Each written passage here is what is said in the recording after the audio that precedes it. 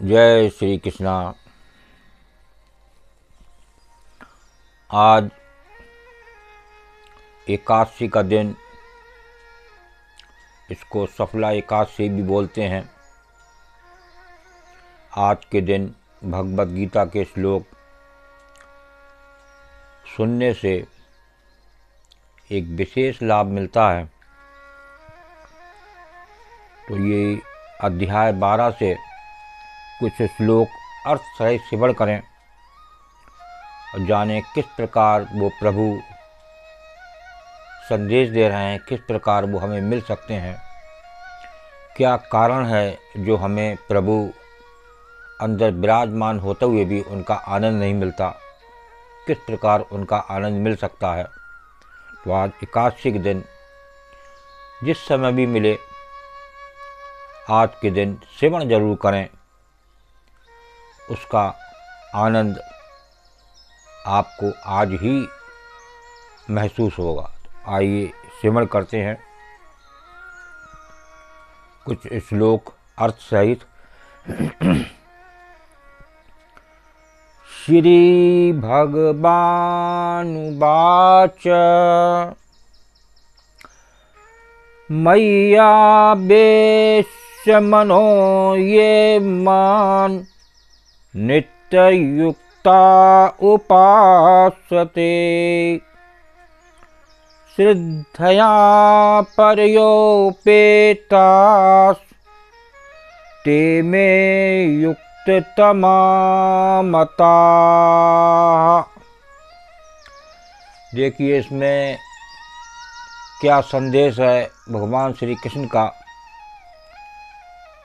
हम सुनते तो कई बार हैं, बस ये हमारे मन की कमी है कि हम मन नहीं लगा पाते, एक हल्के में लेते हैं। इसलिए अगर मन लगा के प्रभु का नाम लें और तो निश्चित ही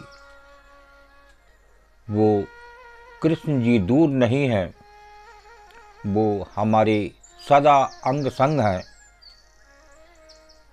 महात्मा मंगत राम जी कहते थे प्रेमियों से, मुझे अपने हृदय में अंग संग देखें।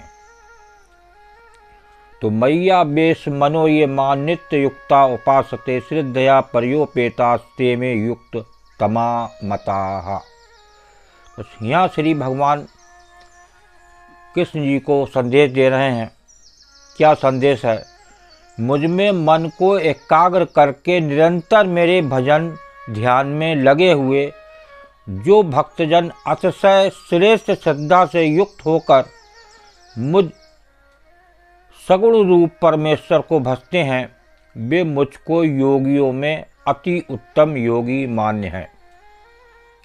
देखिए वही योगी मान्य है जो मुझ में मन को एकाग्र करके निरंतर भजन ध्यान में लगे रहते हैं।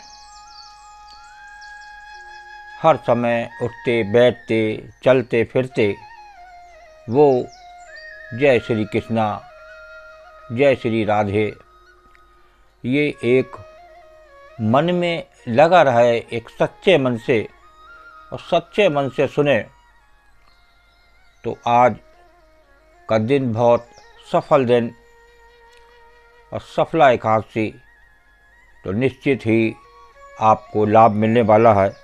आइए दूसरा श्लोक को श्रवण करते हैं। ये त्वक्षरमनिर्देश्यम् अव्यक्तं पर्युपासते सर्वत्र गमचिन्त्यं च कूटस्थामचलं ध्रुवम्।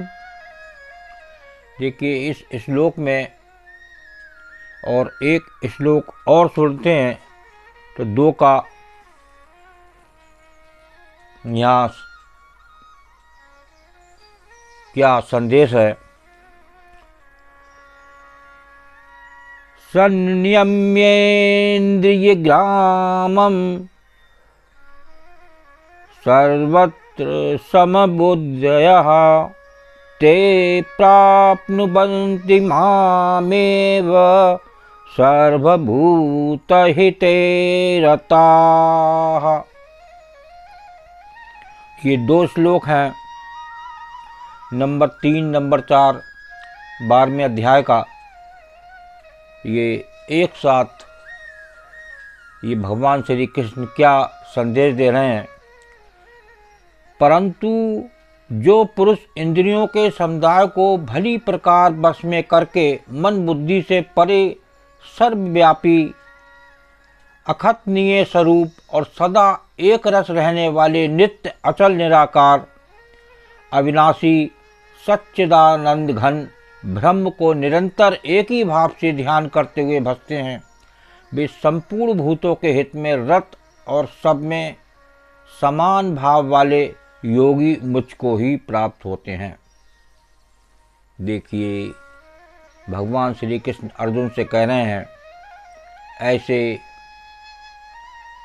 जीव, ऐसे मानव जो मन से और मुझ में बुद्धि को लगाए रहते हैं और निरंतर एक ही भाव से भजते हैं, यहाँ उस पर बात हो रही है। और आगे एक और श्लोक को श्रवण करते हैं। ये 5वां श्लोक है। क्लेशोऽधिकतरस्तेषाम् अव्यक्तासक्तचेतसाम् अव्यक्ता हि गतिर्दुःखं देहे बद्धिर्वाप्यते। यहाँ देखिए क्या संदेश है। उन सच्चिदानंद घन निराकार ब्रह्म में आसक्त चित्त वाले पुरुषों के साधन में परिश्रम विशेष है, क्योंकि देहाभिमानियों के द्वारा अव्यक्त विषयक गति दुख पूर्वक प्राप्त की जाती है।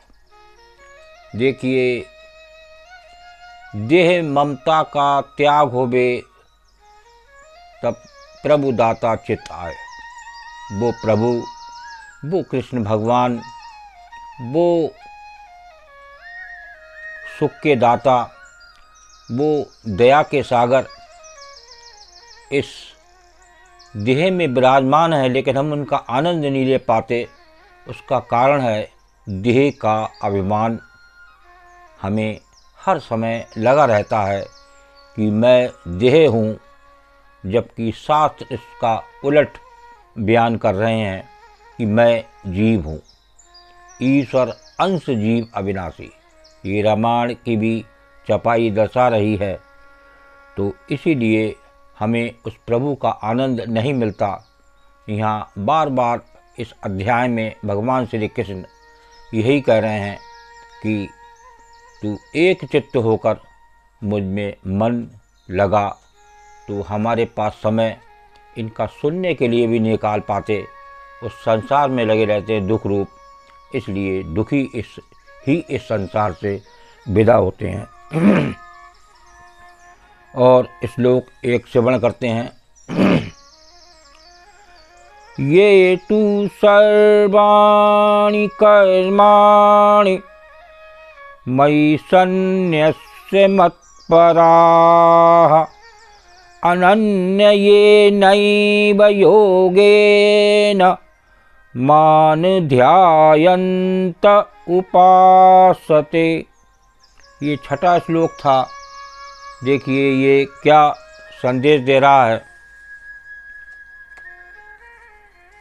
परंतु जो मेरे प्राण रहने वाले भक्तजन संपूर्ण कर्मों को मुझ में अर्पण करके मुझ सगुण रूप से परमेश्वर को ही अनन्य भक्ति योग से निरंतर चिंतन करते हुए भजते हैं। यहाँ देखिए इस श्लोक का विशेष भाव ये है जानने के लिए कि गीता इसमें और भी अध्याय में इसका निचोड़ लिखा हुआ है। तो ये आपने 5 श्लोक श्रवण करे। इसमें लास्ट श्लोक में बताया कि जो निरंतर चिंतन करते हुए भजते हैं वो मुझको प्राप्त होते हैं और मुझ में ही निवास करते हैं। तो अगर भगवान श्री कृष्ण के साथ निवास करना है तो एक मन से इसको श्रवण करें। और ये क्या संदेश है, इस संदेश से हम क्या सीख सकते हैं। आनंद तभी मिलेगा जब आप इस देह का मोह छोड़ेंगे। देह की ममता का त्याग होवे तब प्रभुदाता चित्त आए। प्रभुदाता तभी आने वाले हैं जब आप देह का मोह को त्यागें। यहाँ भगवान कृष्ण जी भी यही बात समझा रहे हैं कि मन से मुझे जपो।